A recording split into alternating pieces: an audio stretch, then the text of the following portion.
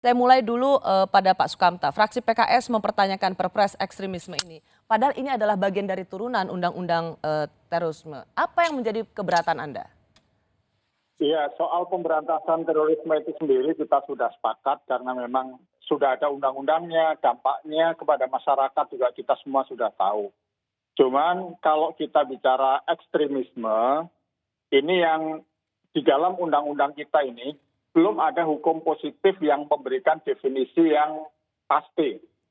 Nah, sementara di setiap komunitas, apapun background-nya, kita lihat pasti kalau dilihat dari statistik ya, itu ada yang ekstrim low, ada yang ekstrim kenceng gitu. Ada levelnya. Iya, pasti ada gradasi begitu. Baik. Kalau saya mau yang kita ingin sasar ini yang mana? Baik. Kalau misalnya saya ingin persingkat apa yang menjadi keberatan Anda adalah soal definisi ekstremisme.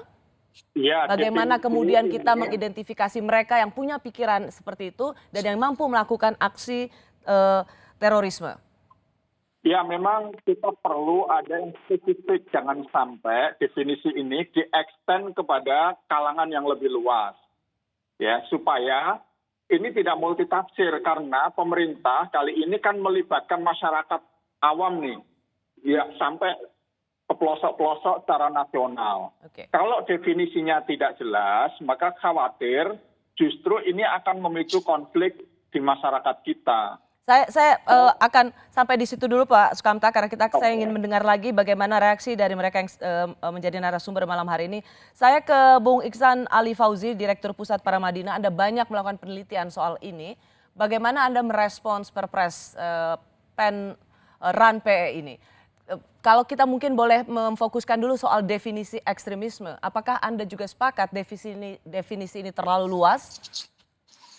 Saya kira yang kesan saya yang pertama adalah ini ambisius sekali, antara lain karena definisinya terlalu vague, saya kira ya, ilusif definisinya, begitu bisa rentan dipakai ke sana kemari.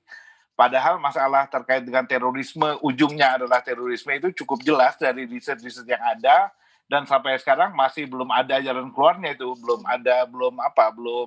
optimal dilakukan. Misalnya soal penjara, overpopulasi, ada radikalisasi justru di penjara, pasca penjara itu bagaimana, deradikalisasi bagaimana dijalankan, tidak ada data mengenai siapa yang memperoleh apa dalam rangka deradikalisasi dan sebagainya. Ada tantangan baru gara-gara ISIS ya, yang membuat misalnya beberapa warga negara Indonesia yang TKI itu terlibat dalam aksi-aksi terorisme, ada keterlibatan perempuan, bahkan keluarga belakangan ini. Jadi masalah-masalah itu sebenarnya cukup jelas kalau ujungnya itu adalah terorisme seperti yang misalnya kita lihat dilakukan oleh seorang ibu dan keluarganya di Surabaya misalnya ya. Nah, masalah-masalah itu kan cukup jelas dan belum tertangani secara memuaskan, saya kira, bahkan ada banyak sekali masalah di sekitar itu. Nah, ini kok mau diperlebar lagi gitu loh masalahnya. Bung Iksan, artinya Anda ingin mengatakan sesungguhnya ketika memang yang ingin kita tangkal terorismenya, hulunya definisi ekstremisme ini harusnya bisa lebih ajak, bisa lebih firm, bukan ada saya kira teman-teman di pemerintahan mungkin juga Pak Boy bisa menjelaskan nanti itu ya, ada soal pencegahan. Jadi mereka terganggu sekali karena dianggap tidak cukup mencegah yang disebut misalnya ibu di Surabaya tadi. Cuma pertanyaannya sejauh mana sih Anda bisa mengerjakan pencegahan terhadap aksi yang begitu radikal, ekstrim, teroristik. Itulah mengapa terorisme is terrorism gitu saya kira. Dan itu harus ditangani khusus. BNPT adalah kantor yang sebenarnya dulu dibangun khusus menangani itu dan sudah punya beberapa pengalaman, pelajaran yang bisa digali sebenarnya. Ya.